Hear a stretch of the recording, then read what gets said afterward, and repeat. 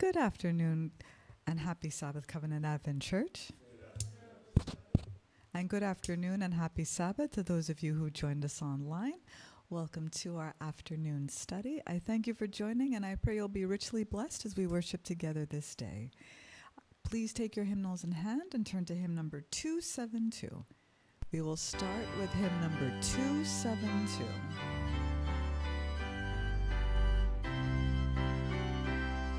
Hymn 272. Give me the Bible, star of gladness gleaming, to cheer the wanderer lone and tempest tossed. No storm can hide that peaceful radiance beaming, since Jesus came to seek and save the lost. Give me the Bible, holy message shining, thy light shall guide me in the narrow way. Precept and promise, law and love combining, till night shall vanish in eternal day. Give me the Bible when my heart is broken, when sin and grief have filled my soul with fear. Give me the precious words by Jesus spoken, hold up faith's lamp to show my Savior near. Give me the Bible, holy message shining, thy light shall guide me in the narrow way. Precept and promise, law and love combining, till night shall vanish in eternal day. Give me the Bible, all my steps enlighten, teach me the danger of these roads below. That lamp of safety o'er the gloom shall brighten, that light alone the path of peace can show. Give me the Bible, holy message shining, thy light shall guide me in the narrow way. Precept and promise, law and love combining, till night shall vanish in eternal day. Amen. I'll now turn it over to Pastor Lloyd Grubb.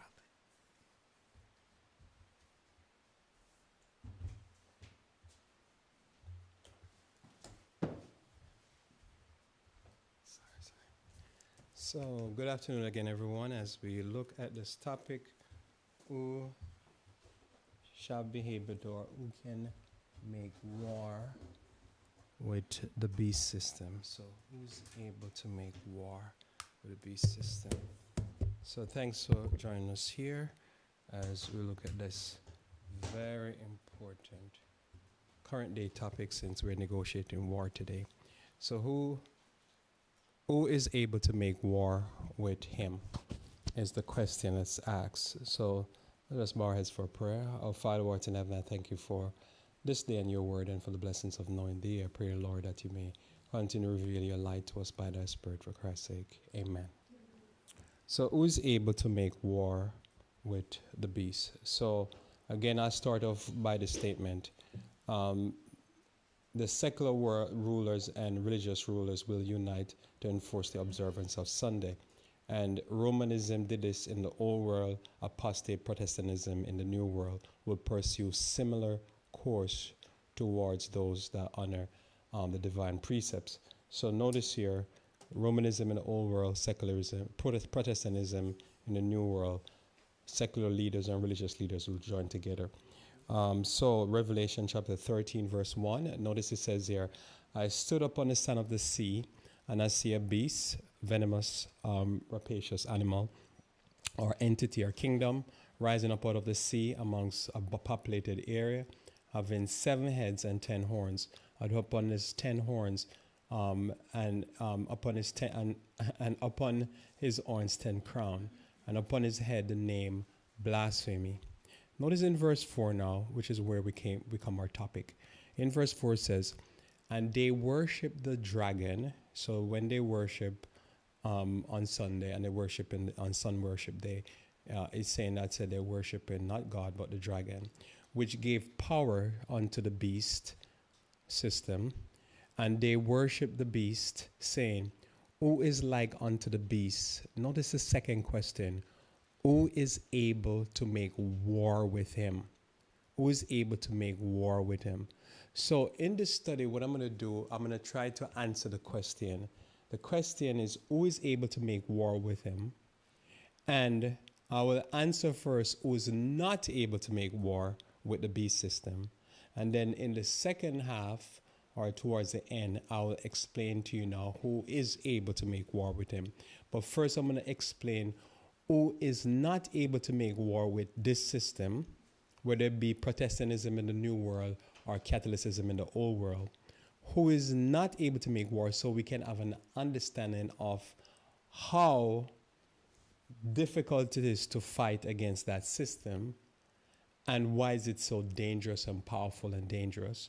And then now, secondly, what I'll answer is the counter, what system is in place to deal with this system that can make war with him. You know the answer, but the answer is very interesting.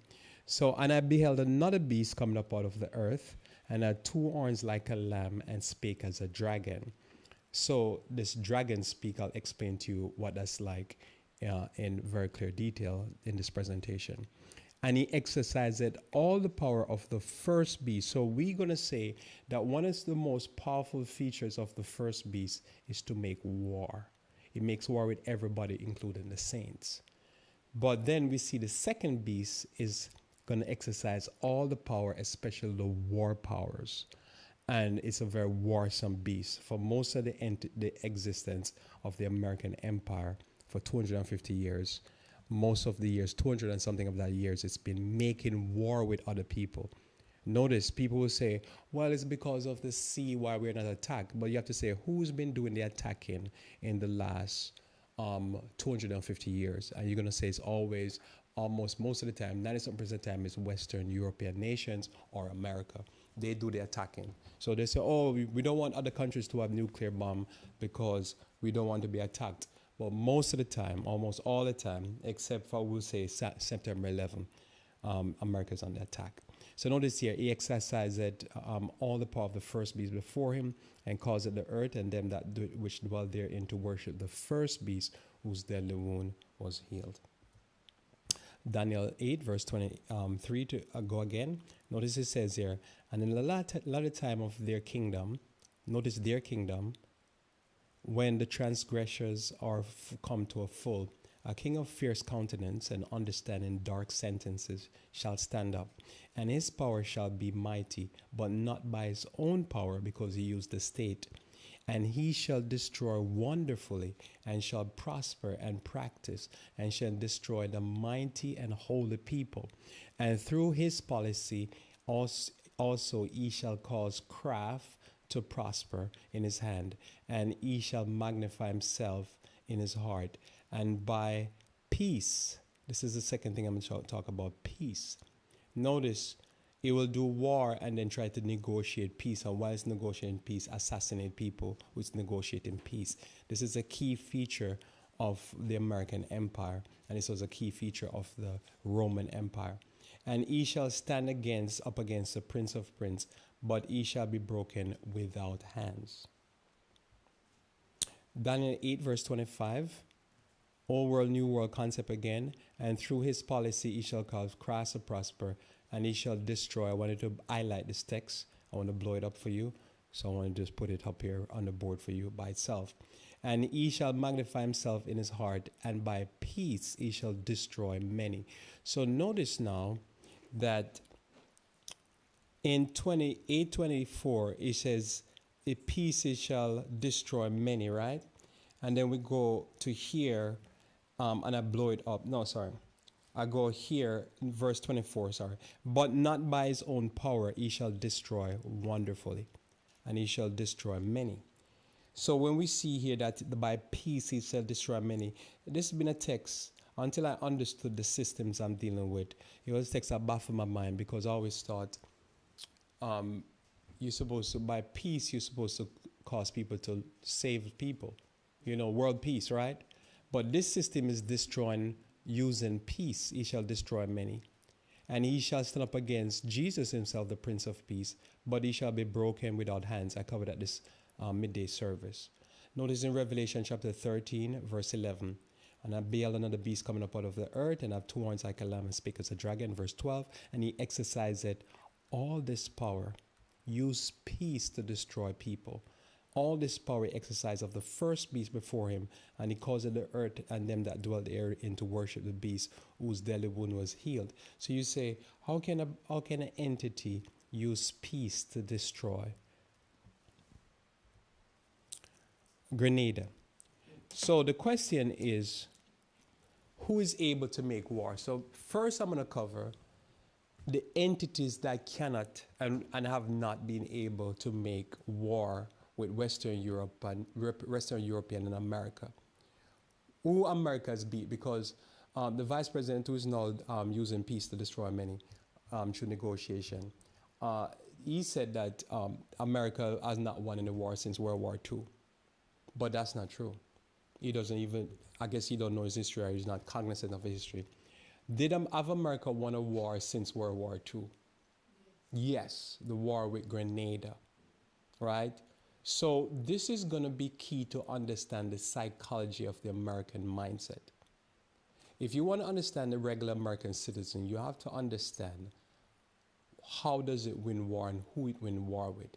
So first I have to explain to you who it wins war with, and then second I'm going to explain who it doesn't win war with. First, who does it win war? Notice Grenada was a former slave colony. Is this a strong empire to fight against, or is it a weak, I would say, kingdom to fight against? Weak. So do you think that affect the male in America? That you only win wars against who? The weak.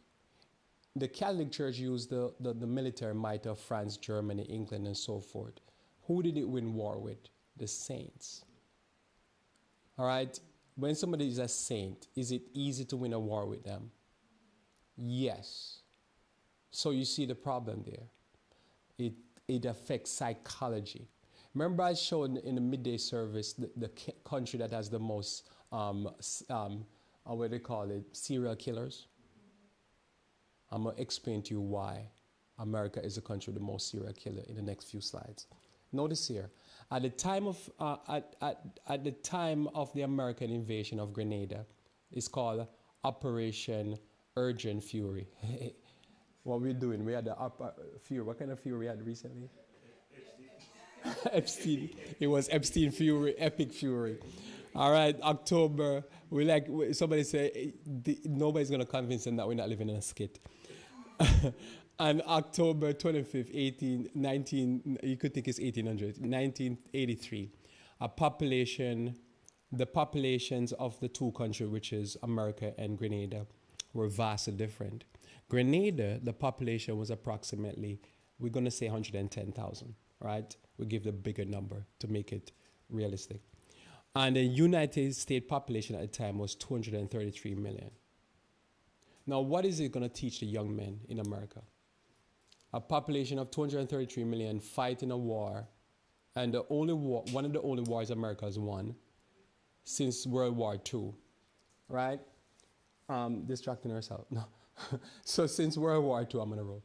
Since World War II, so the population was over 233 million in 1983. Who's going to win? America at the time was 2,118 times the size of the Grenada population. Grenada now was a slave colony. Remember, almost all slave colony was accused of socialism or communism because they wanted to get out from under Europe and America abuse. And America and Americans say that they are communists and we must crush them because they join in the socialist movement to free their population and give them things like health care, all this type of stuff. And they invaded them because they say they were working, literally, they were working with Cubans. Cubans were underground. Right? And no, notice here, nothing I'm putting here. I have no head edits what I'm putting here. I just ask Google, give me an answer. And the only thing I edit is this bracket. I just wanted to put the 2,118 times because I wanted to see for myself how big America was. Notice here, key detail regarding the invasion. Military presence, the U.S. deployed around 7,000 to 7,000 troops in the island. Grenada Cuban resistance, U.S. forces face an estimated 1,500 Grenadians, soldiers, and approximately 700 to 800 Cuban personnel, mostly construction workers. So what was they doing on the island? They were doing what? Mostly construction. At least half of the people that was helping out were construction. More than half of the Grenadian soldiers were construction workers. So this is what the mighty 230-something million people going up against. Foreign national, there were roughly 1,000 American citizens, mostly students on the island, right? I remember at this time there was from Africa to South America, Central America, all these people who had gotten some freedom from their colonial masters, which America had fought to get freedom from, were wanting freedom, and their option was, let's go communism or whatever. And America said, no, we need to crush them. And it's still crushing them down there in Cuba because they don't want to bow to the American juggernaut. Notice here, the United States military budget. In 1983, the defense budget of America was $240 billion to $258 billion for the fiscal year 1983.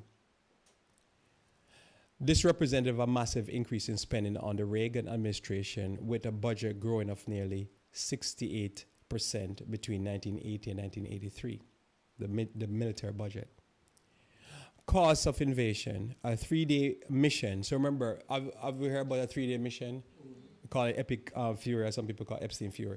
So a 3-day mission itself was estimated by the Defense Department to cost $134 million in 3 days. Grenada's GDP in 1983 was approximately $131 million. So to run the whole country for a year, America was going to spend more money in 3 days to invade it, to stop a former slave colony from exerting freedom and do some wealth distribution. And they did that across the Caribbean island. They did it to Haiti, Jamaica, every country that wanted some socialism. They said, no, wait, you need to stop that.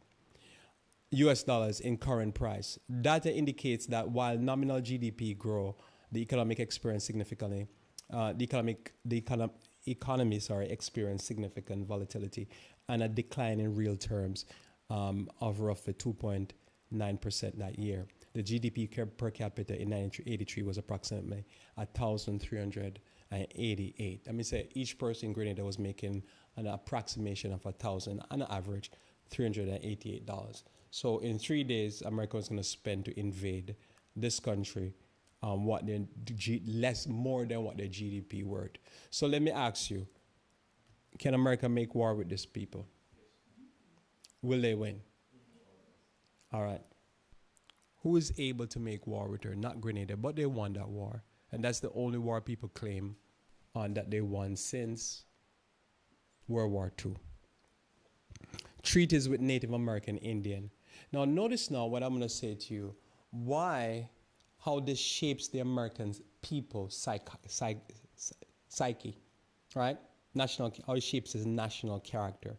Notice the United States government signed over 370 to 500 treaties. So let's go with 370, keep it simple, with Native American tribes between 1778, because remember the country was formed mostly, you would say, 1776, somewhere like that, and 1871, that's after slavery. Slavery abolished, I think, 1863, somewhere there. And it is widely recognized that nearly all of them were broken, violated, or unfulfilled in some way. These treaties often promise peace and land, but were ignored to facilitate Western expansion, leading to loss of tribal lands and resources. So notice, if you look at it, it says, is that affecting the people? Because remember, if you look at what is the characteristic of a man, the most important characteristic of a man is strength. But if you look at what is the characteristic of a leader, the answer is always integrity. A leader can never be a good leader if they have no integrity. So if you say, but if you ask me, what is the main characteristics of a man, a real man? The Bible says a man swears to his own hurt and keep it. That means I swear to do something and man, it's going to pay me. I should not swear for that. But I'm going to keep it because I'm a what? I'm a man. But imagine now a country where its men are being trained to never do what? Keep their word. Never. Never. So this is why now, by peace, they should destroy what? Many. Ring, ring, ring. I need a whore. And the whore turn up and you strangle her to death.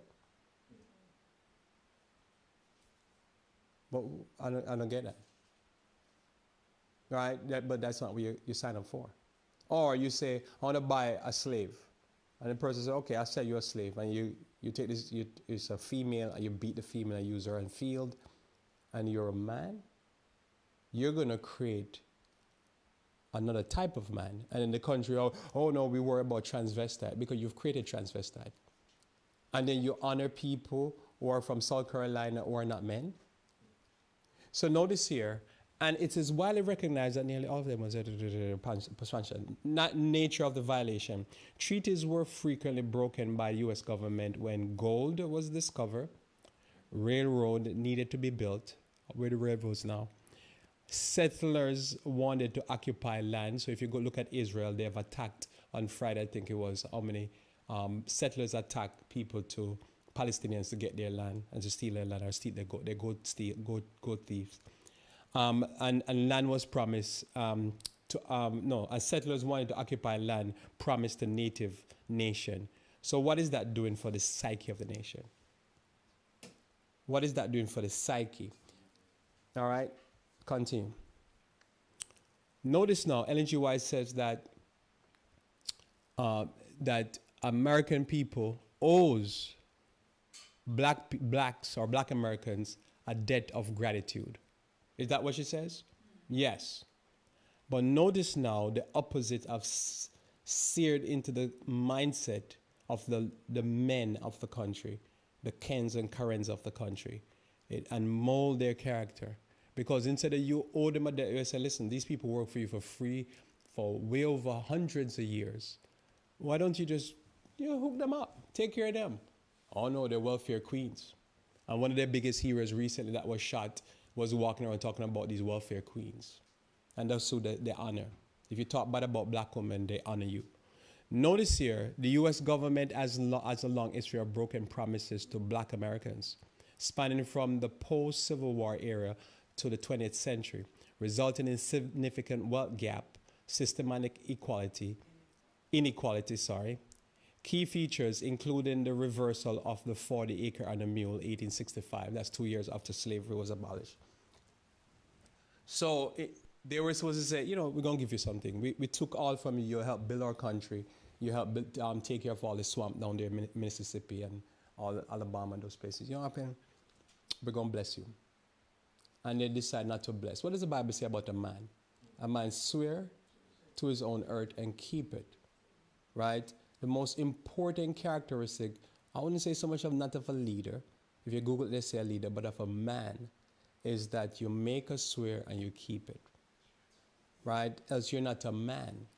Notice here, exclusion from the New Deal and the GI Bill and failure to protect voting rights. So if you notice now, it wasn't just one thing, because if you talk to most, what is one of the funniest thing is when you see a person from Haiti say that America one day will speak like a dragon. That is one of the most fascinating things to watch. What the Western American pastors taught these Haitians is that Revelation 13 verse 11 is future. And it is fascinating that if any group of people on the planet that could testify that America has always spake like a dragon is Haitians. And to watch them read that text and say that's future, and they're in America, and they say, bro, but you're in America. Oh, number one, you were from Africa at one point, and then you were from Haiti. And why are you here in America? How you got here? And you didn't get here because of Republican, you get here because of a Democrat. How you got here? Isn't it through laws and legislation? Overthrowing your leaders? We mean speak, like it's not going to be in the future. Speak, it's speak. So again, the GI Bill, notice what America did. It took black Americans, sent them to kill people that were trying to get rights that the black Americans didn't have. They went, kill the people that were rising up against the rule of Western Europeans and America to get some rights. And then when they came back after they did that mercenary job for America, they came back to America. America said, no house for you. No student loans for you. Because what happened? We're shaping our identity and our character as a nation. We don't keep our words. And we have no mercy. But yet we go to church on Saturday and Sunday and say, this is the greatest nation God has blessed us. But not for you. So no 48 MU, no New Deal, no GI Bill, failure to protect their voting rights. They couldn't vote for their own leaders. And then who is the first people always say, black Americans have no leaders? Who is the first people? Like again, there's no such thing as the Caribbean nations because you cannot become a prime minister or president in the Caribbean unless America endorses you. So are the people really voting for a leader in the Caribbean? Any leaders in the Caribbean? Or are they voting for whoever leader America tell them to vote? What did our current president says at, what is school up there in New York, the war school up there in New York? What is it called? Is it New York? The main school for the warriors? What's some school up here somewhere? Or the number one school for the war? What? West Point. Where is that located? So President says, we spread democracy by the vote, by the gun. That's what he said, by the gun. It doesn't look like a gun, right? It's a pen. So, if you go, of course you're not going to have no leaders because you have no voting rights. So is that shaping the psyche of the men in the country? Right? Notice here the New Deal and social security in 1930s.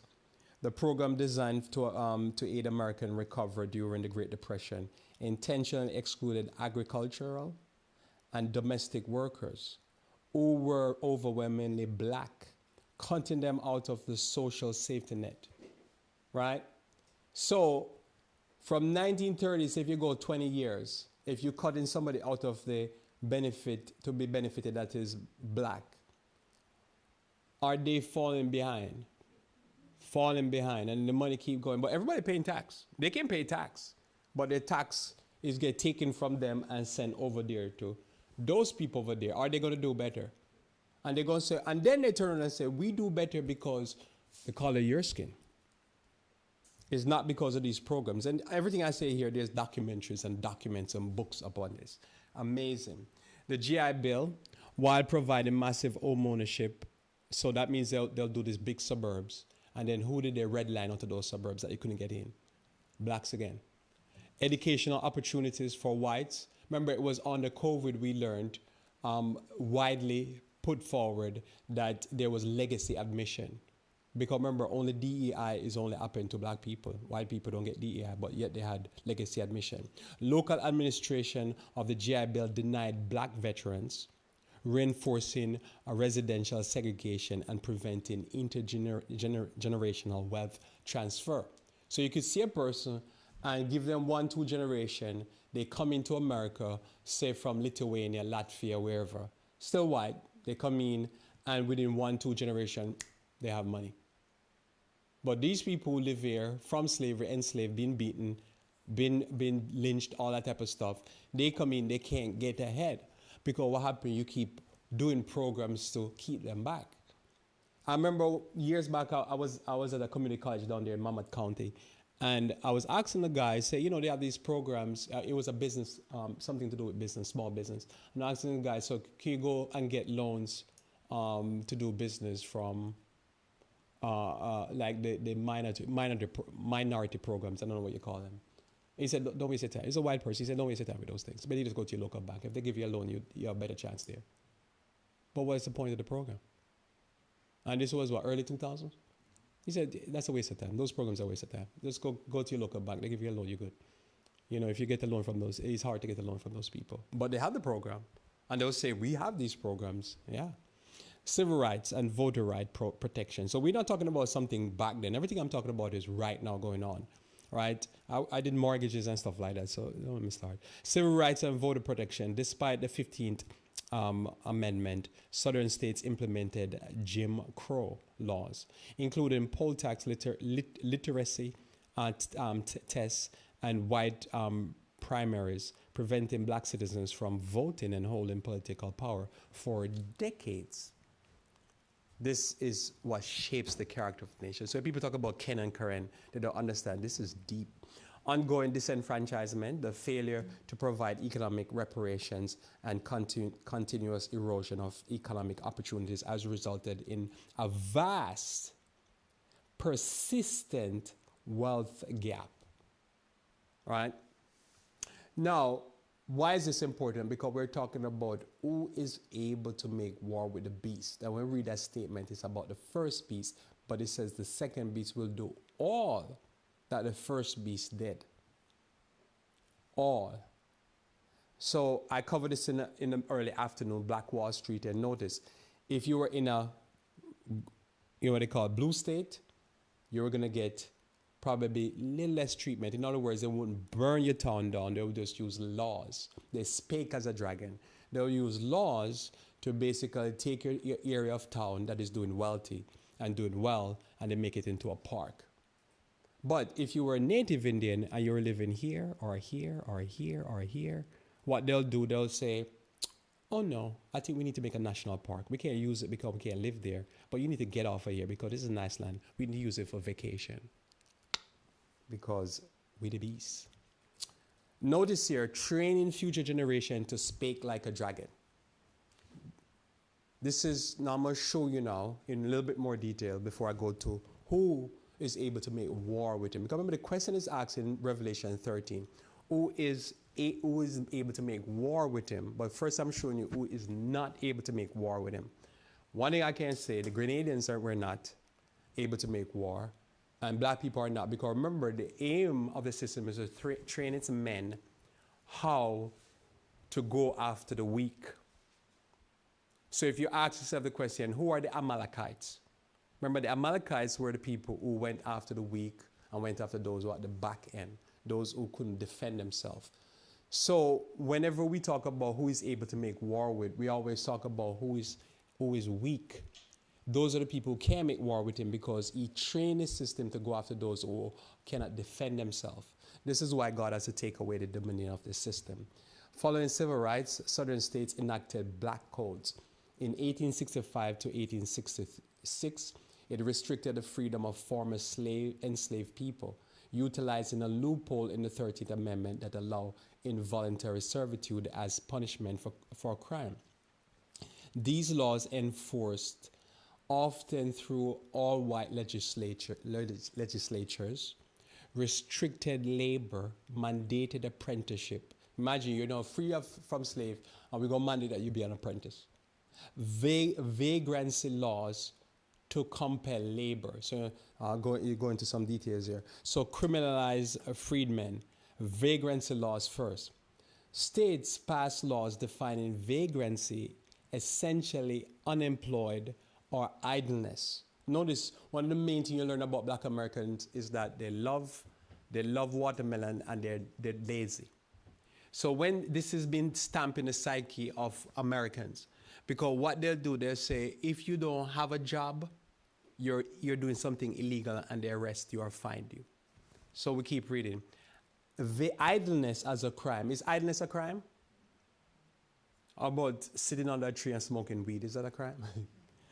Black individuals not employed by white landowners could be arrested, fined, and then leased out to pay off their fines, creating a system of forced labor a la modern, what do you call it? Modern prison system. They call it school to prison pipeline or whatever. And somebody might say, Lord, that's in the past. Let me tell you something. None of this is in the past. The president of America, I said it before and I say it again.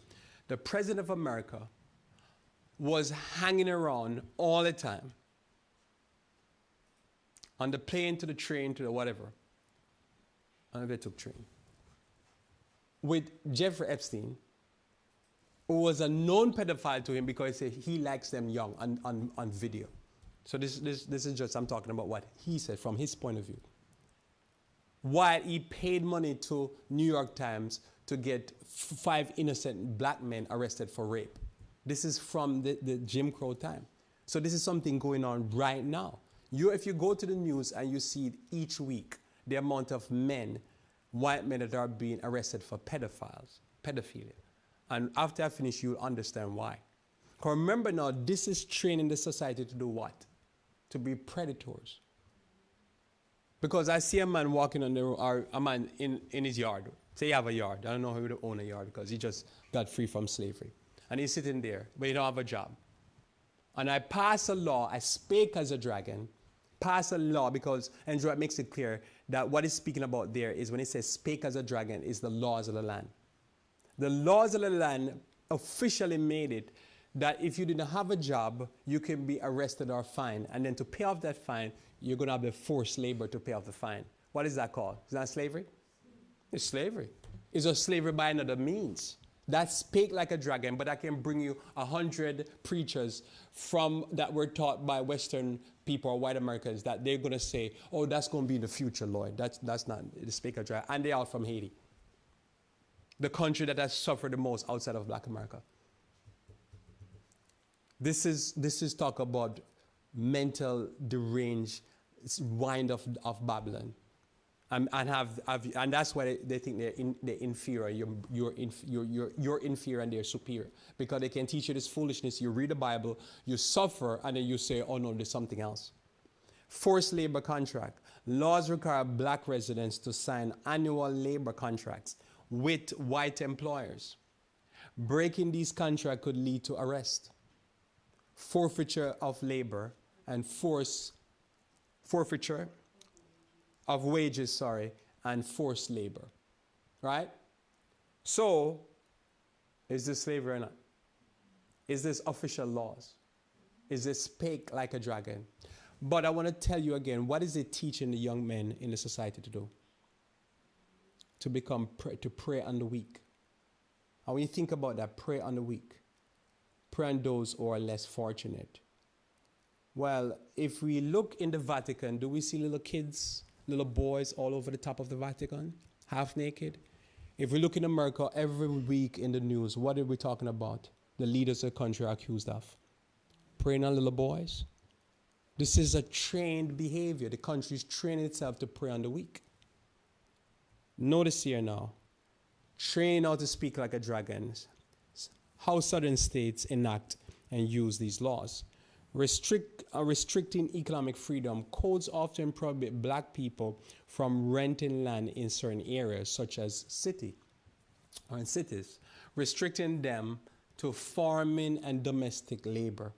When I was growing up, I was told that Jamaica was forced because they lost the war against America, so to speak, because of the threats and the economic embargo that was put on Jamaica by Reagan and then ultimately Bill Clinton. That Jamaica had to deal with the raw material, just labor, farming, bauxite, but not aluminum. You don't process the finished product, you process the raw material. And this is what it is. Britain freed us and then freed us from both slavery first, and they freed us from colonization. And then America came and basically kicked 2 kicks in the buttocks of Manley and Siaga, and then put in the puppet Siaga, which is the JLP, and then says, you guys only do labor. And they say, yes, Master. Master Reagan and Master Clinton.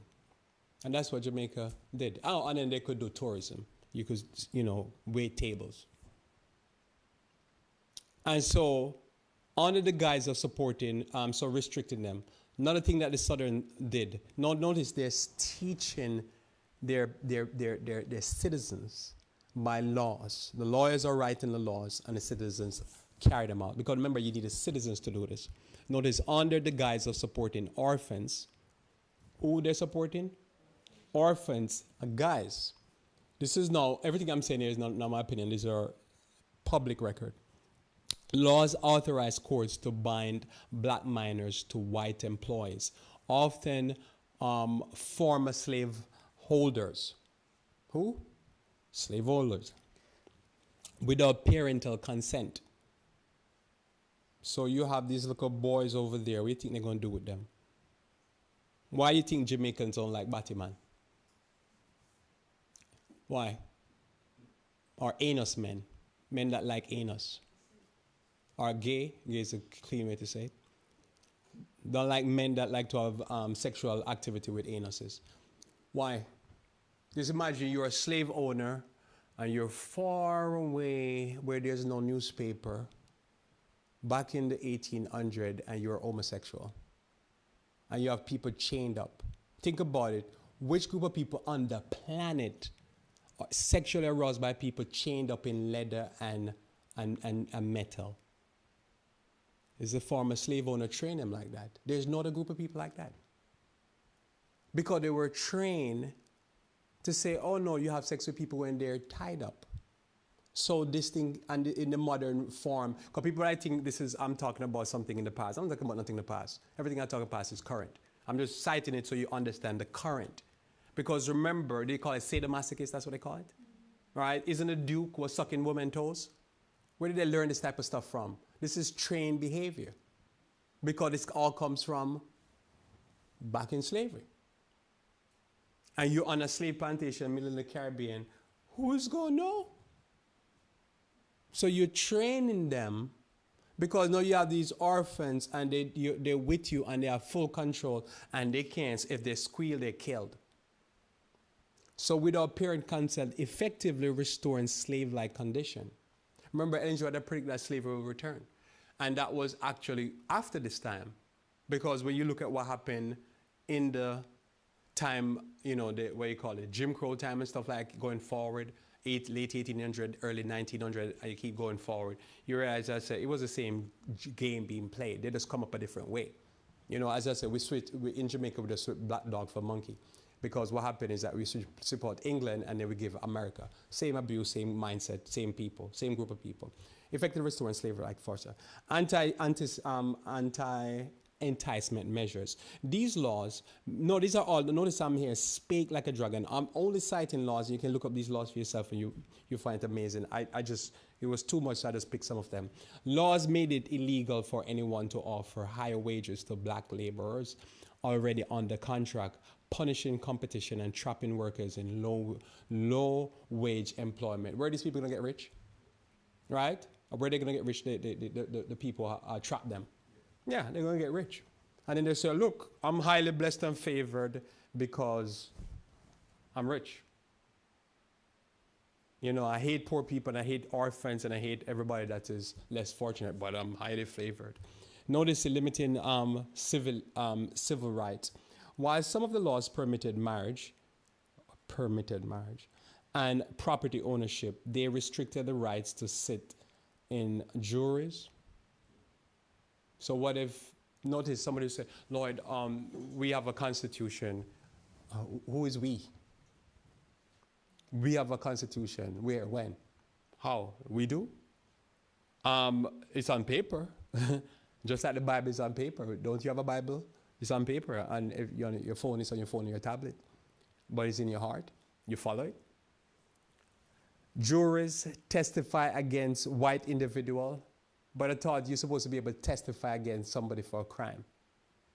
So there was no such thing as a constitution for certain people. Remember, this has to be enforced. So what are you training the men? Because I want you to notice, there's things that in the ghetto you see happen in black communities that happen all across the economic stratus in white communities. This week or next week, you will see how many judges, lawyers, whatever, get arrested for all kind of sexual crime, all kind of deviant crimes. Things that you're more supposed to be seeing in the ghetto, in the black community. Because remember, they're training the senators and congressmen to be deviant and to be oppressive against less fortunate. Except in specific cases and you could have lost to carry a firearm. This is from history.com. Google was pulling this. So, to answer the question, I'm going to answer the question now, who is able to make war? But I'm going to summarize up right now here what I just covered. What I understand is that when you understand mass murder, why there's so many mass murder? Remember, 90-something% of mass murder is whites doing mass murders and doing mass murder primarily to whites. Because somebody said, Lloyd, they're just trained to hunt black people. No.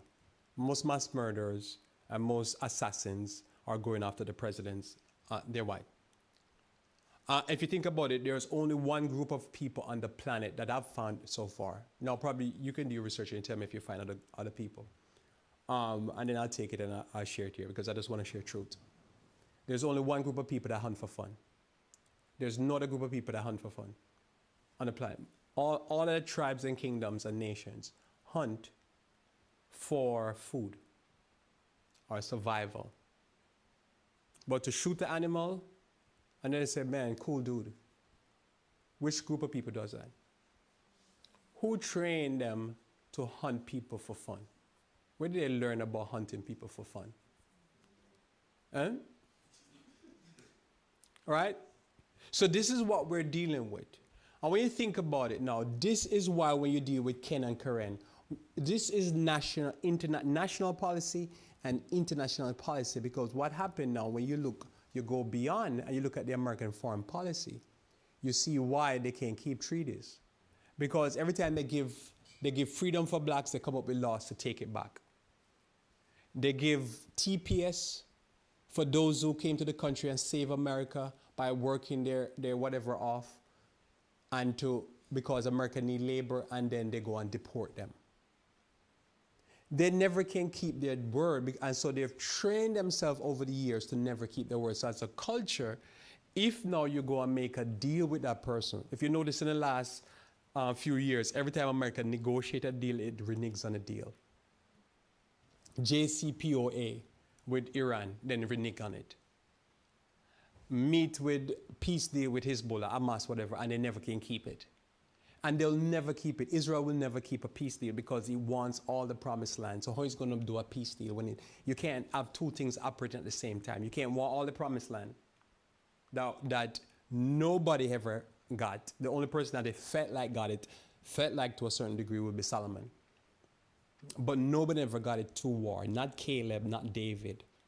But they want it all. And how are they going to get it? Through war. They're not righteous. I remember, like, this is the thing, I say this here. Side note. David, the man after God's own heart, when you read the Bible and you read his writing, when he was doing right, he was the man after God's own heart. But what happened when he murdered somebody's husband to get the woman, Bet from Sheba? What happened to him? What happened? When he saw her silhouette and he decides her husband needs to die. Didn't he lose 4 of his kids? But yet David would tell you, say, listen, no weapons formed against me shall prosper except Bathsheba. Right? All right? My cup runneth over because of Bathsheba. Because what happened? Peer beat down. 4 sons killed. He run out of his kingdom, running, screaming, and he had to hide. But yet, who the Pentecostal churches always use to talk about all this foolish, your best days ahead of you, whatever. You cannot get the blessings of the Lord in unrighteousness. That's what David proved, but they'll never teach their members that. Oh, your best days ahead, you're going to keep prospering. You're not in wickedness, right? You expect more cancers and more suicide. But think about the people that were trained in that system. Non-stop suicide. non-stop depression, and the prosperity is always checked. Because when they tell us about even the greatest, America is the greatest nation, or what part? Because they said 26 of the states in America is always in depression, always in a recession. Oh, you know, the greatest nation ever was South Carolina, North Carolina, Tennessee, Mississippi, Alabama, and I could keep going on. What part of it you're talking about?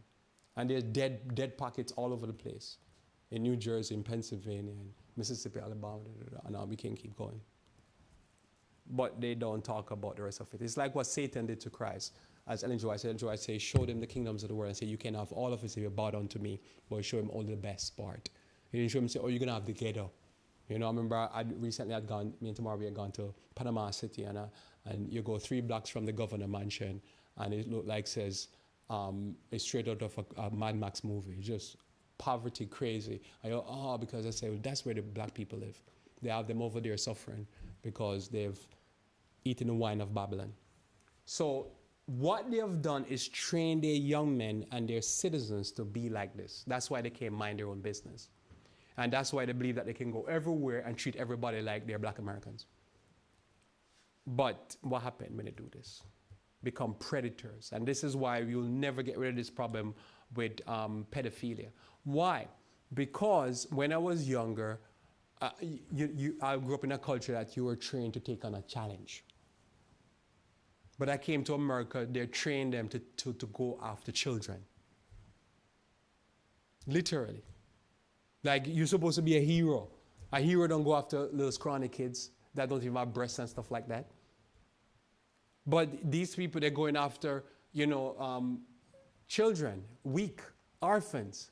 So after a while, the society become predatory, and this is why there's so much mass murders, serial killers, always go into wars after the weak, and then run over there and say, oh, yeah, we can't take Iran because they're weak. Remember, that's what the president said. He was told by the leaders, say, they're weak and they're about to fall apart. And that perk him up. I love that. Oh, this is nice. Weak? You said weak? Or they're going to be like Venezuela? Yeah. They're going to be like Venezuela. Go get them. Go get them, Sparky.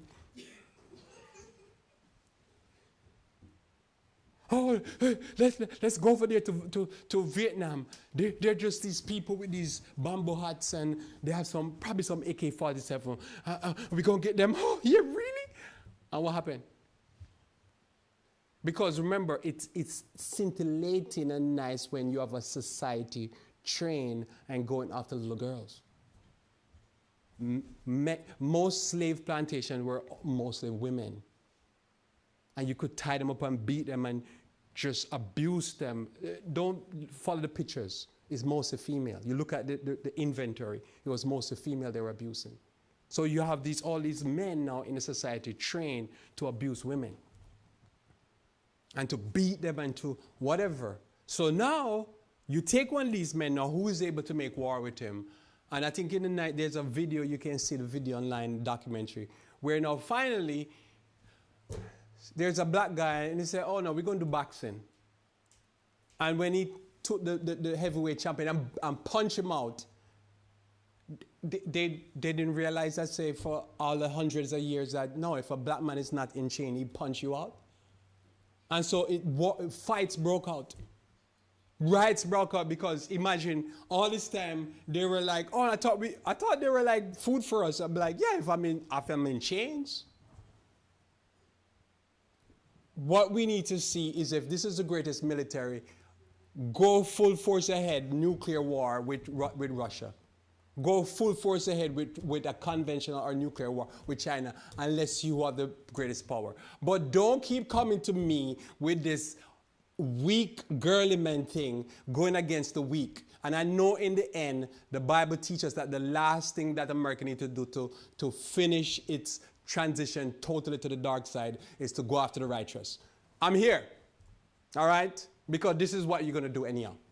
And this is the last thing for you to do. Because that's all they do. Going to look all these young men. Why these young men in America are pecking to go into churches and shoot them up? Why they have a pecking to go into kindergarten and schools and nursing home and shoot them up? Because this has been the training throughout the history of the country. You go after the weak. Iran can't defend itself. Oh, yeah, we're good. We're the greatest. You're not. Because it's the weak. You've been trained to go after the weak. And that's why if you look at that video where the riots break out, because they were shocked that a black man could punch them out. No, because most of your slaves were women. And again, yeah, if you have a black man and he's 6 foot something and he's totally muscular and he's in chains, what do you think? Most of the black American men, that what they did, they put them in prison and then drug them up because they didn't go to school. And then they say, oh, these black men are violent and they're sexual predators. What are you talking about? You ever look at your record? Proverbs chapter 30, verse 27. So who is able to make war? The Bible answered this in Revelation chapter 9, but first we go to Proverbs chapter 37. 30 verse 27. So this is always, for me, I look at this and, I'm talking to you now, but most of the time I'm laughing at it because I know they're dangerous because they'll kill the innocent. And, I live as a saint and that's what it is. So I know they like to, if they hear, oh no, you're weak, they come after you. Even this community I live, they go after the weak. When you're young, you have no money, but they love that. It just perks them up because they've been trained like this. And this is why if you're a Christian, you have to repent of this nonsense because this is a society we live in. I'm just telling you, this is a society we live in. And if you're part of that society, you have to deal with these things. And this is why there's so many pedophiles in the society, because they don't see a challenge as important to them. They're trained to see weak. And this is why I said the Catholic Church, they're the #1 people for that. They worship little boys. Literally, in their worship service, that's all they see, little boys. So the locusts have no king, yet go forth all of them by bands. Waves and waves and waves. Do you catch that? Who is able to make war with the beast? The question is asked in Revelation 13. The question is answered right there in Proverbs 30, verse 27. The locusts. The who? The locusts. Why? Because they have no what? King. And they go in waves and waves. Why is this important to us? Because the answer to the question has always been the Muslims, the Mohammedans, the Saracens, whatever you call them. They've always been the answer because remember, a one world government is one, but there has to be a check and balance. And without a check and balance, you see the results of what the unchecked power does. It's not necessarily so much that they have the power, is that when they deal with a group of people that cannot check their power and can't fight it. So blacks can't fight them. But, blacks is just probably they're more into relax and fun and games and stuff like that. I was talking to my church group before the arrest of Maduro, and I was saying he's toast. Because I understand this. He doesn't have the mindset to defend himself. Because his mindset is America is threatening him. They're putting off bombers and, submarines. I don't know if it was submarines, but aircraft carriers, that's what it is. Aircraft carriers in front of his country. And he's going around dancing in public. And I remember coming to everybody and saying, he's toast. Somebody said, why would he say toast? Because he doesn't have the right mindset. It's not time for the dance. There's a time to dance, and it's a time for war, and it's a time to sleep, and it's a time not to sleep. That's right? There's a time for work, and there's a time for play, and there's a time for Sabbath. And we're still in Sabbath time. Sabbath time. So notice here, the locusts have no what? No king. Notice the American aim is always to kill the leader, and they always believe the leader will, when they die, the system will capitulate. That might happen in Western Europe, but it doesn't happen when you deal with a group of people that they fight like locusts and they don't need a leader. They just comes in band and just keep attacking, and they're just going to eat everything down. So Revelation 9 picks up the war against Western Europe back in the Dark Ages, starting in the 600 year of our Lord. Notice in Revelation 9 verse 1. And the fifth angel sounded, and I saw a star. A what? How is the Muslim called? Star. From heaven, fall from heaven onto the earth. And to him was given the key to the bottomless pit. I'll read to you what the meaning of that word according to A.T. Jones. And he opened the bottomless pit, and there arose a smoke out of the pit, and the smoke of a great furnace, as the smoke of a great furnace. So as, that means it's like unto. He's seen this in vision. This is in future 600 years before. He sees it 600 years before it happened. Remember, the Catholic Church formed 538 in the year of our Lord AD. And the Muslim came about 600, about 38 or something. I'll give you the date in a second. So the Lord put them in check. Check. So when you see this wicked, like for instance, for me, the first administration of Bush, Trump, I was like going on checking.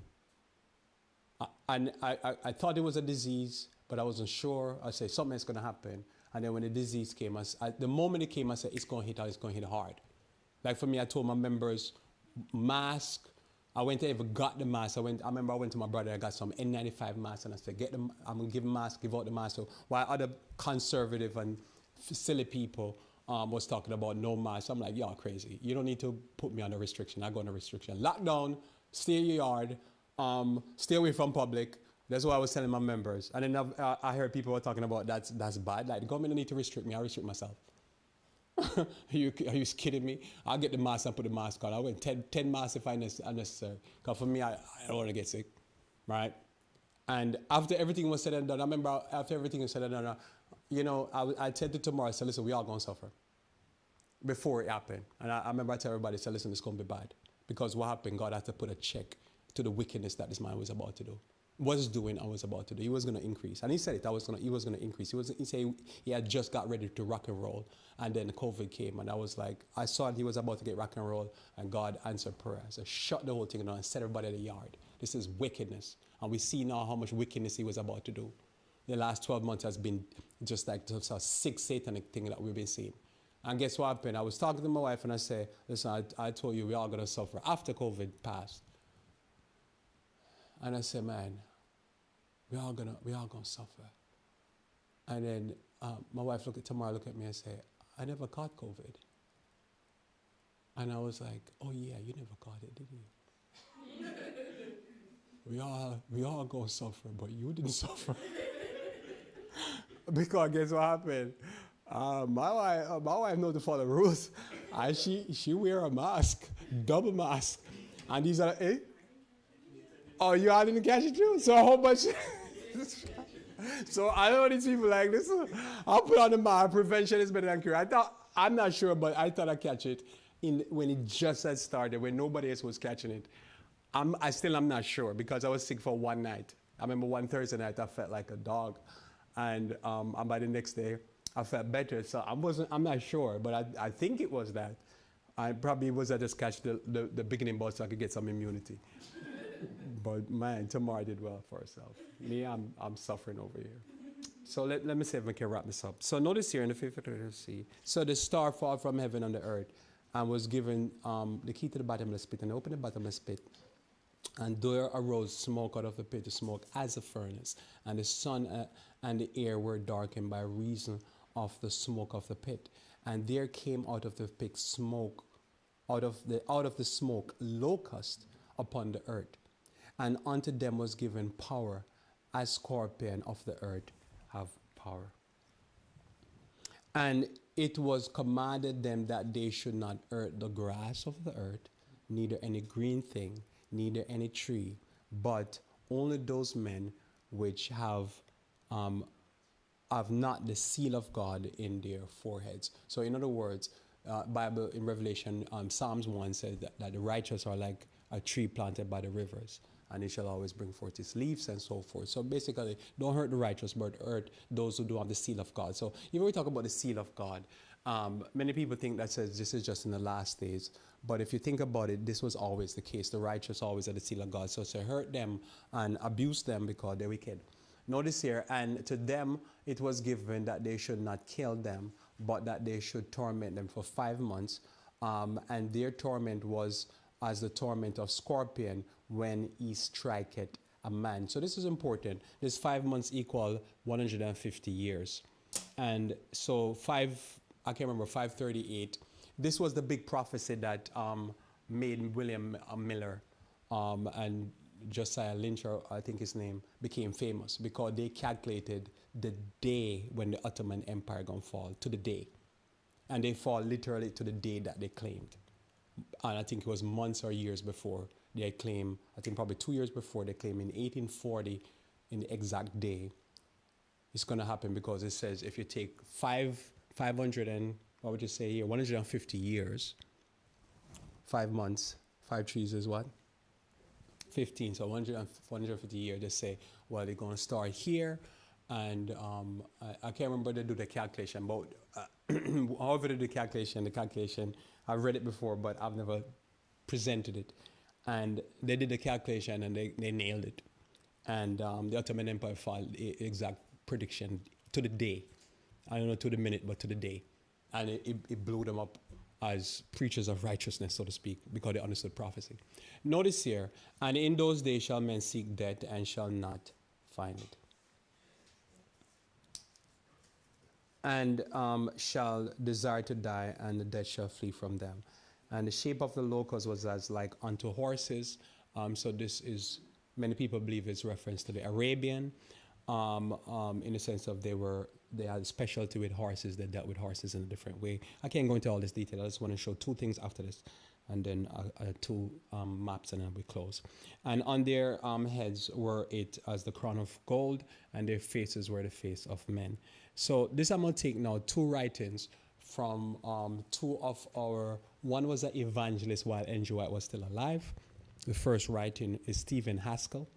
I'm going to take about 3 paragraphs from him, and then I'm going to take from another person who, I don't think he was an evangelism towards the end of her life, but he was a famous preacher in Adventism, and his book I'm going to take, which is A.T. Jones. So first I'm going to take Haskell's book. He was probably the last evangelist when Ellen G. White was alive, and I'm going to take these 3 paragraphs from him, talking about, commenting on Revelation chapter 9, verse 1 through 11. 3 paragraphs. He goes on and on, but I'm just going to take 3. He said, the Arabs, or Saracen, have never exercised any influence at this time, at the 600 years of the Lord, that any influence in the earth. In the history of nations, these free men of the desert had passed with scarcely a notice. Mohammedanism, or a Muslim would I call it today, united the scattered tribes and sent them forth as the conquerors of nations. The rapid progress which attended them, arms was due, Saracen arms were due in great measure to the strife between Romans and Khosrows. I should have calculated what that is in our modern time. The head of the modern Persian Empire were all fighting. The strife resulted in the fall of the latter. Modern Persia had stood as a barrier wall, keeping in check the power of Muhammad. But when the power fell, the barrier was gone, and the bottomless pit opened, and the Saracen deluged the world. When the bottomless pit was opened, there arose a smoke, and he quotes now from Revelation, there was a smoke on the face of the sun. Figure is a strong one, representing the dark effect of Mohammedanism as a spread over the face of the earth. And this is from the story of the Seer of Patmos by Stephen Haskell, page 164. Notice though, as I say, the way I view it is more a check on ultimate power. Not just the concept of the dark. So I'm just saying here, but I'm just reading it because this book was written in the 1800s. Notice here, the wisdom of Solomon led him to say, the locusts have no king, yet go forth all of them by bands. In using this one figure, the divine historian tells the whole story of the Saracen conquest. There was no king. There was no organized government, but there was one common faith which bound the hordes of Arabia to their caliph. All right, I'll pause there for a second. There's more where I pause. So notice this was one of the surprise that when you watch the Iranians how they fought, although they kill a leader and it seemed like they have no centralized command, what everybody had learned now is that they had broke the IRGC, the fighting part of the country in 31, I think it's 31 or 32 bands, and they call it a mosaic plan. So that means they're just fighting according to the orders given them before the leader died. So even if the leader had died, they drop a plan that they call the mosaic plan, that they would just keep striking. And notice when they would hit Israel, they would hit Israel, say, with drones, like 20 drones 8 times a day. And so that means there's 32 groups and they're firing. And no matter how much bombs they dropped with them, they couldn't get them because they were in mountains, below mountains, dug in under the granite. They say some areas is over 1,000 feet below the granite mountain. That means they say nuclear bombs could not blow up those sites. So America tried to blow up those sites, but they couldn't, because what happened, the 31s, and most of them are cities, and you can see videos. If you pull it up, you see videos, massive cities of bomb, tens of thousands of bombs below granite. That means they're prepared for nuclear bomb to be dropped on them, and basically the mother of all bombs, and to withstand it, because you'd have to destroy the mountain, which you can't. Because 30-something, as an example, 10 feet is a building. So when you're up 1,000, that means you're up 1,000 feet or 100, building story. Granite. Bombs can't get to that. And this process was actually refined because they had taught the Hamas to do the same thing. Go below ground where bunker buster can get you and fight a place that is only a few counties big, Gaza. Fight the Israel from below ground. Hamas did this. I remember, Hezbollah did this also, because Hezbollah, same mindset, they go below ground. I remember, according to all, if you look up recent data, Israel and America thought that Hezbollah was destroyed, because remember, they killed the leadership. They did a pager attack, they did bombings, and they killed the leadership.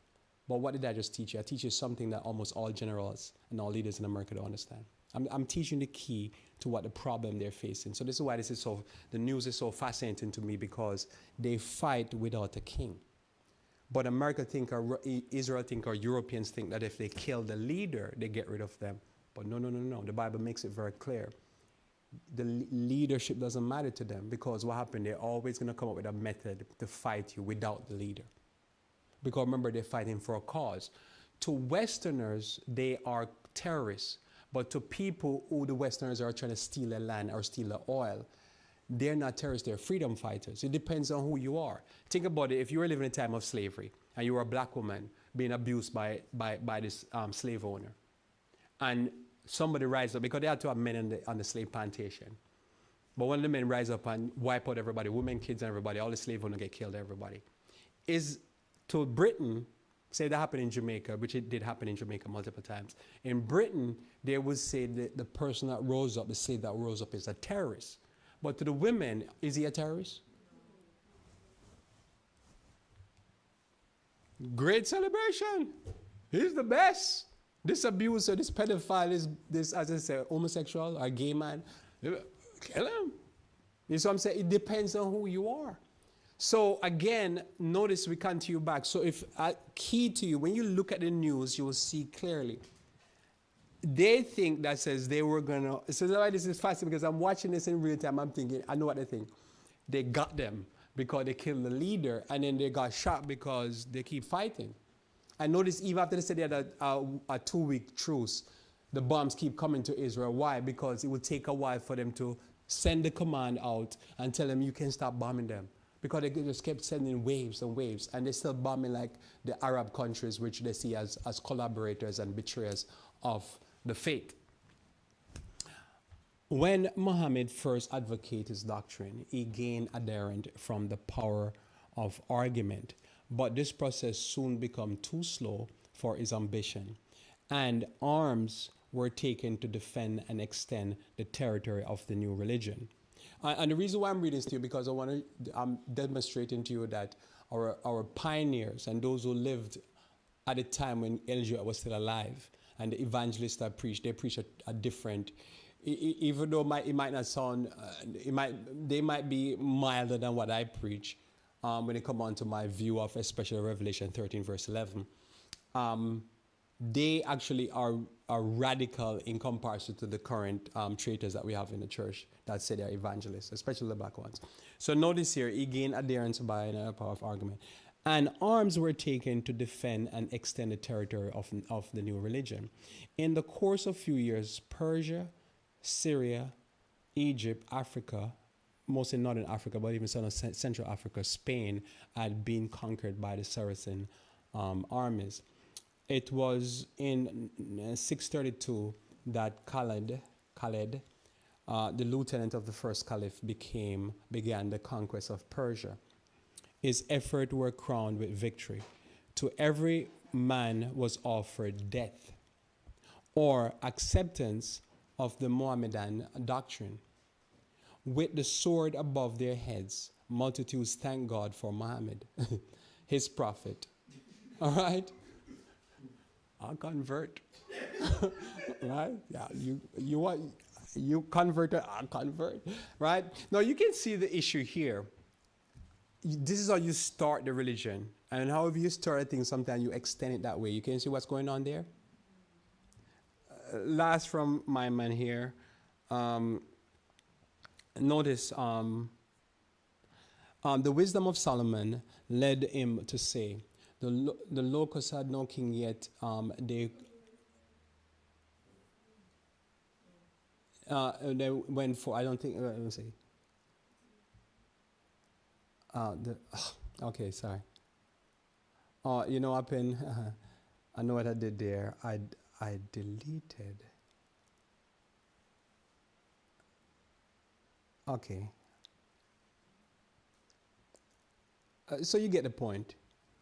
I'm going to go to, because probably instead of delete, I copied. Hey, I'll go to A.T. Jones now, because this is just for example. You can do your own research here. You come up with, you see the value of this, because this is online. So this statement, this book I'm reading here, it's on Ellen G. White database that has all her writings and the pioneers writing online. So everything I'm reading here, you can pull up the book. That's why I gave you the book. The book is this book here, this first book here, just for you. You can read this book. I have the paper copy, but also I can read it online. The Seer of the Story of the Seer of Patmos by Stephen Askell. If you pull up Stephen Askell book, I encourage people to get both this book on Daniel and Revelation. I love it, and why I love it, because what happened, I had to get a book before Ellen G. White died, because I realized the church had changed its doctrines after she died, especially in our modern time. So I said, okay, who was preaching when she passed away? And I said, our main preacher was Stephen Askell when it came on to Daniel and Revelation. So I said, okay, let's get this book and see what he had to say. And he would be the latest, as I say, the last person that was an evangelist in the church just before she died, if that makes sense. So, you know, the evangelists we have now, do they even do evangelism anymore with prophecy? So anyhow, so Stephen Askell. The second book is by A.T. Jones. This book I have not read. I've seen parts of it, but not read the thing cover to cover. But the first book are the books I encourage, because Stephen Askell was the last evangelist before she died. So she had heard him preach, in other words, and she would travel with him at times.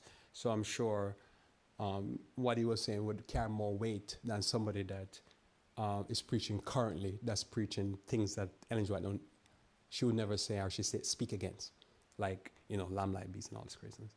So notice here, now I'll read a few paragraphs from him, and then I'll look at two maps, and then we close. Just wanted to put this point: who is able to make war? Because notice, different ideology.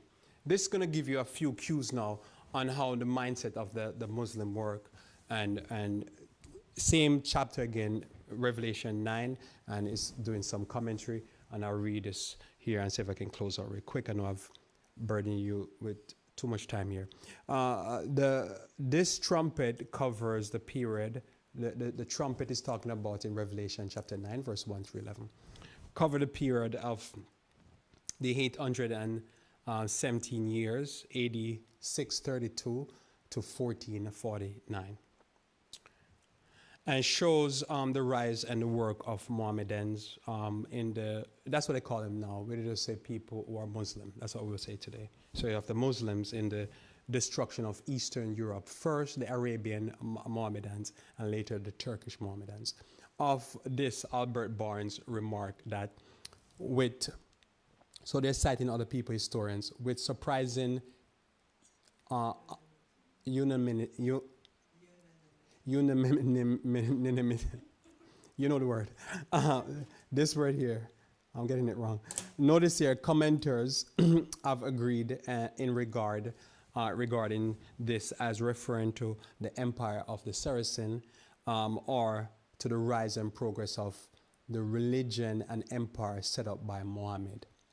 We can, normally we don't use this word in our modern thing, talking, but they use it, I guess, then extensively.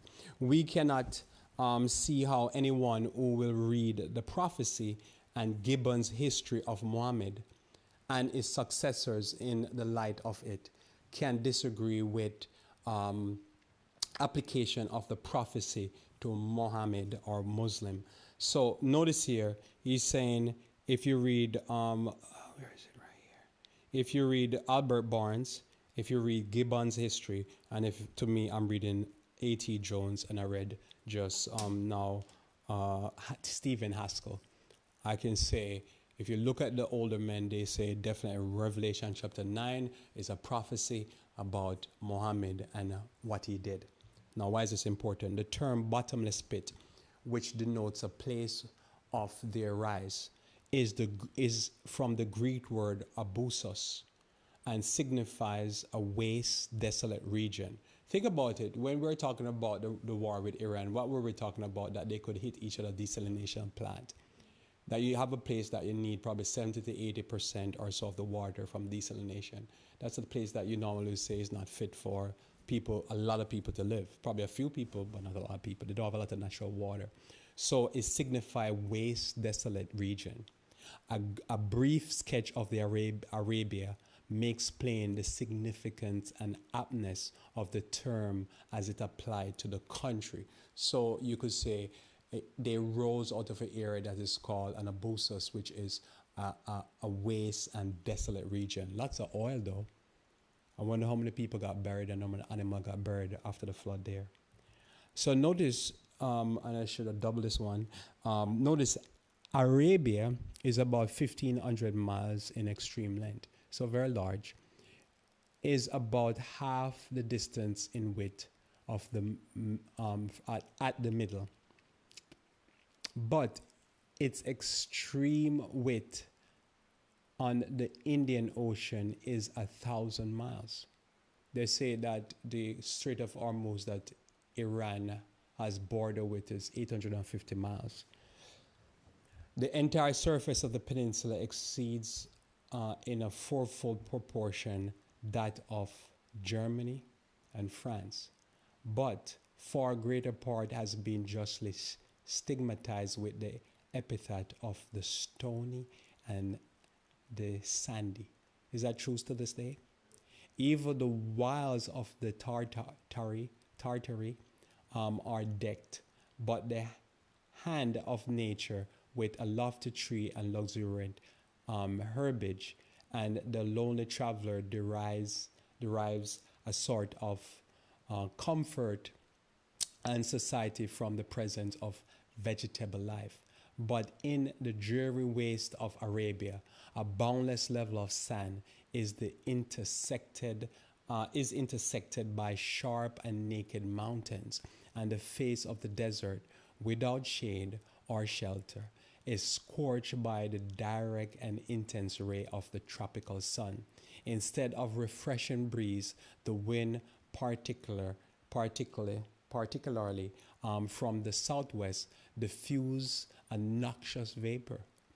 The hillocks of the sand, which they alternatively raise and scatter, are compared to the billows of ocean, and whole caravans, whole armies have been lost or buried in the whirlwind.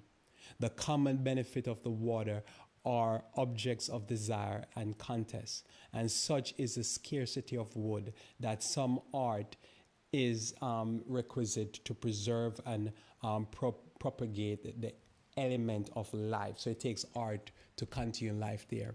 So it's just saying basically when the Bible says it's a busos and it's a wasteland, how can a kingdom raise from that? That's also to me describe what you're going to be fighting against. Who is able to make war with him? Arabian destitute of navigatable rivers, fertilized soil, and it continues to go on. So notice here, I'll read to the end because it's going to take me time and I'm about to finish. I want to get to the Mecca part here. Adequate. The wells and springs are a sacred treasure of the desert, and the pilgrim of Mecca, after many of dry and sultry march, is disgusted by the taste of the water, which have rolled over beds of sulfur and salt. Such is the general and genuine picture of the climate of Arabia. And he just quoting Gibbon. So basically when Gibbon say, if you understand when the Bible says out of the abusus or bottomless pit or out of a wasteland rise a locust. And one of the things I couldn't go into making read this because it's beautiful reading. I can't remember if it's A.T. Jones or Wagner going into the description of how they handle a horse different. And they said the kids are brought up with horses and they don't rough the horse as what it is. And that was one of the main means of them using to do warfare. Very fascinating. But notice here, along the coastline there was many regions. Okay, I'll skip all that. But I just want to say how it goes into detail expressing they rouse out of the abusus. And when it says, so the more you describe it is the more you understand when it says the locusts will not really rise out of an abusus, right? You see the contradiction there? Because what does locust feed on? It needs trees and green grass. So then the locusts need to go where there's what? Eat them down.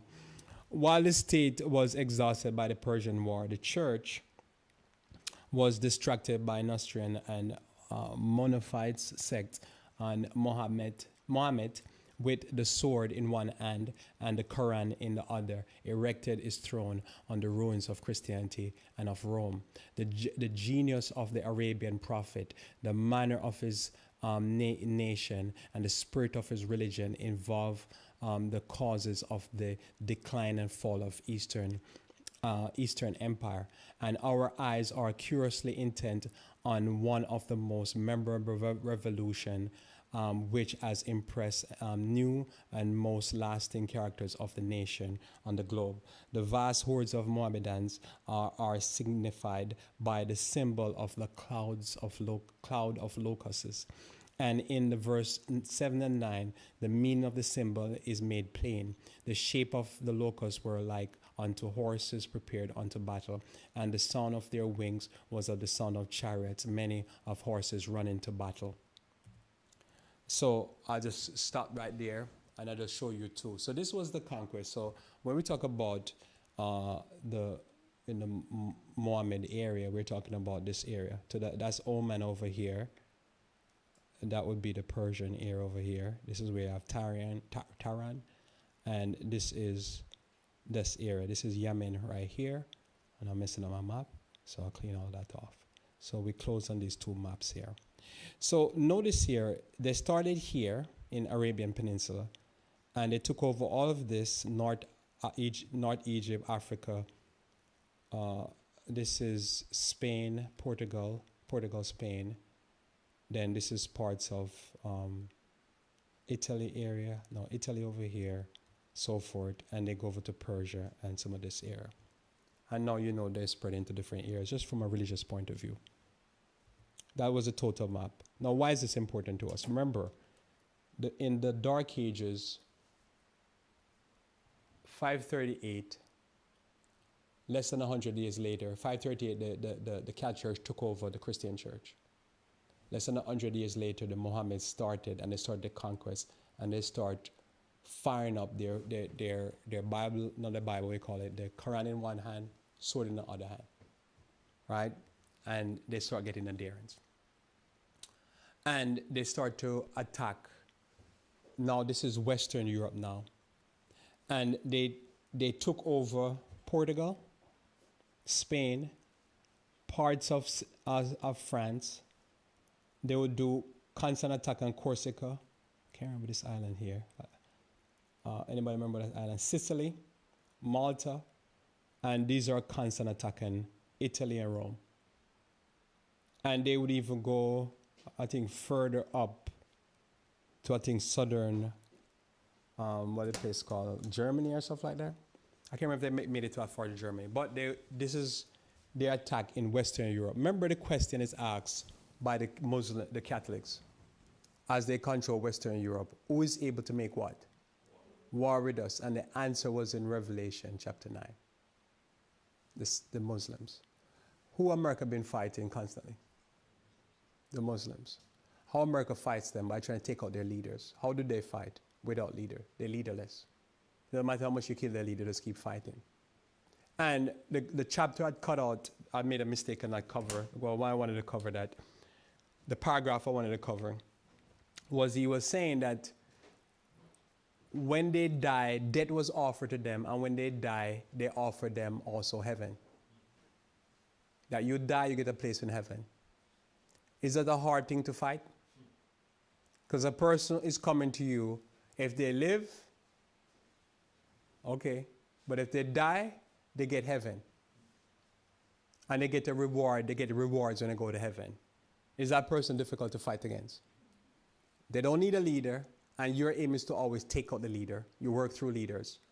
And because notice, when after they captured, what's the guy they captured in Venezuela? When they captured the guy in Venezuela, they saw threaten the female. I was not surprised because I understand the history of Americans. That's what they'll do. They go after female. And so they go after the female. You have to always go after the weak. But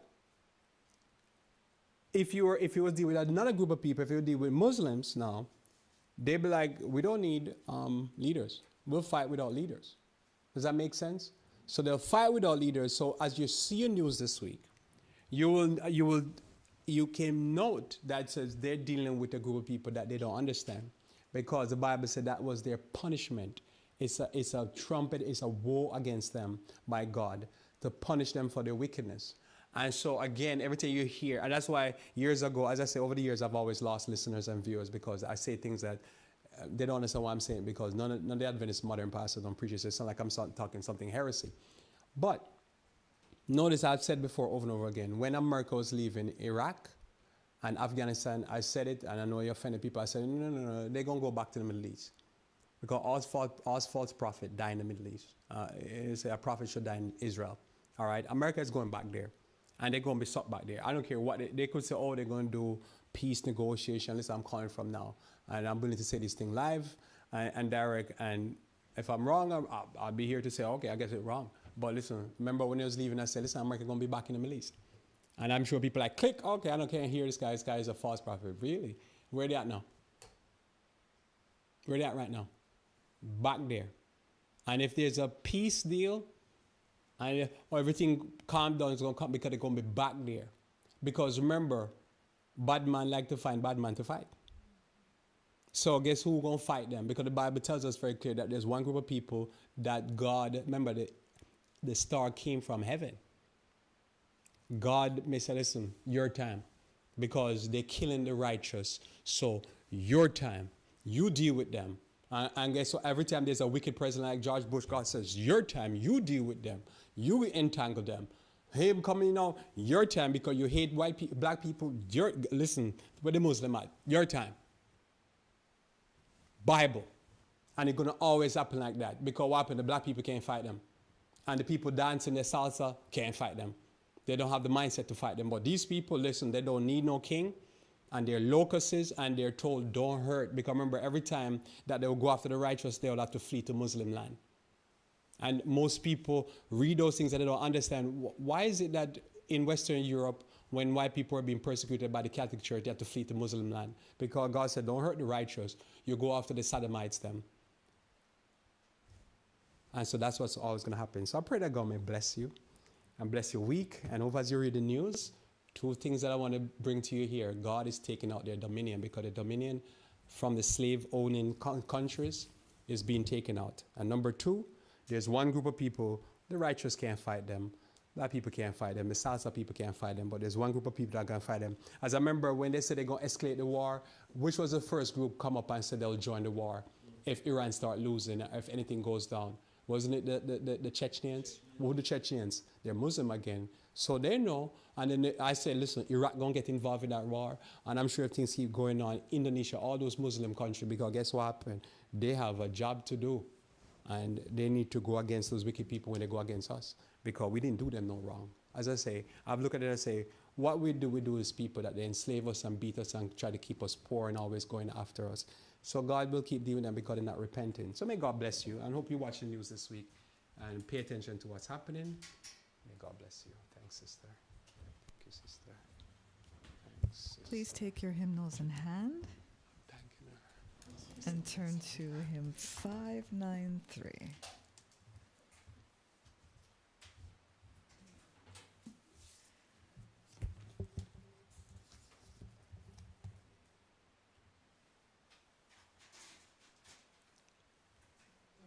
Hymn 593.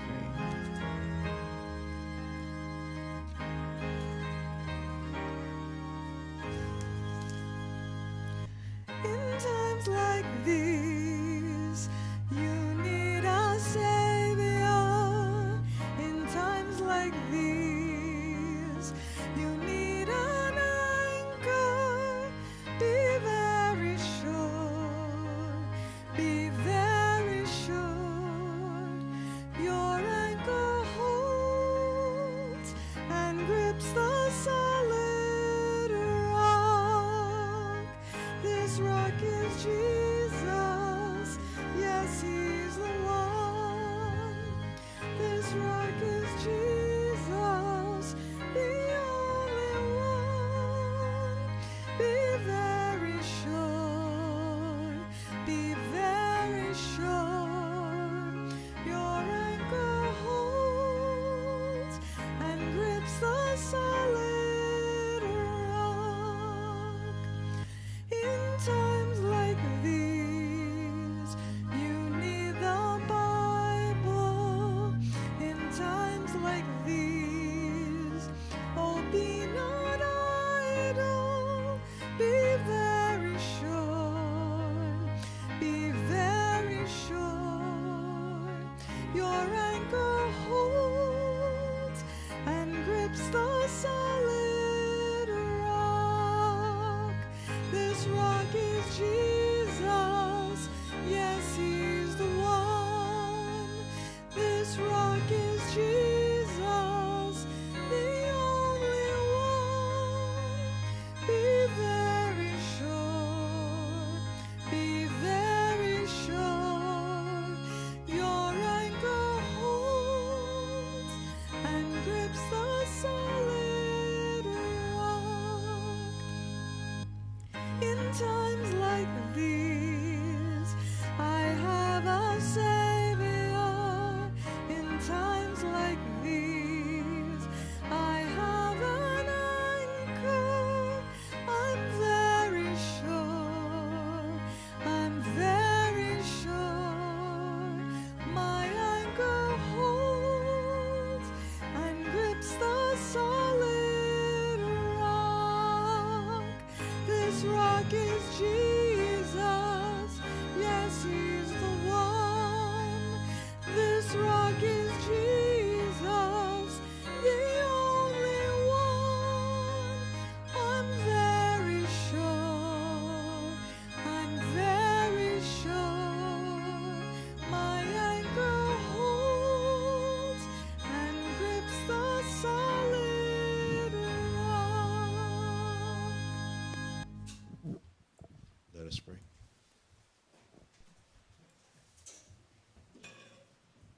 Father, we thank you for the whole presentation from this morning until now. We thank you, O Lord, for allowing us to be able to be living in this time, part of Earth's history.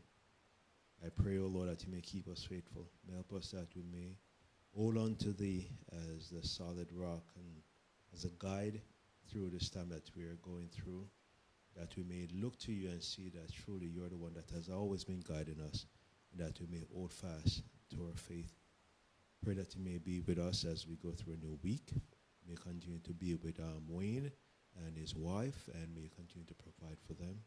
May help him in his, as he has requested, with this opportunity of a job, getting a new job. I pray that you may continue to grant him strength and grant him the courage that he needs to continue to hold on to thee. I pray that his wife and his family may follow him as he follow you. I pray that you may be with us as we look through the events that's coming up on us. Help us, O Lord, that we may not become fearful, but that our faith may grow stronger. I pray that you may guide those who have the opportunity to watch these presentations, these sermons, and Sabbath school. I pray that you may bless them and help them, O Lord, that as they watch, that they may also meet their calling and election sure. I pray that you may bless us as we go through a new week. May you continue to lead us in the right direction. In Jesus' name I pray. Amen. Please join us again next week as we start the third Sabbath. Going through the Sabbath school lesson number 3, and we're going to be studying pride versus humility. Pride versus humility. And I pray that you may be blessed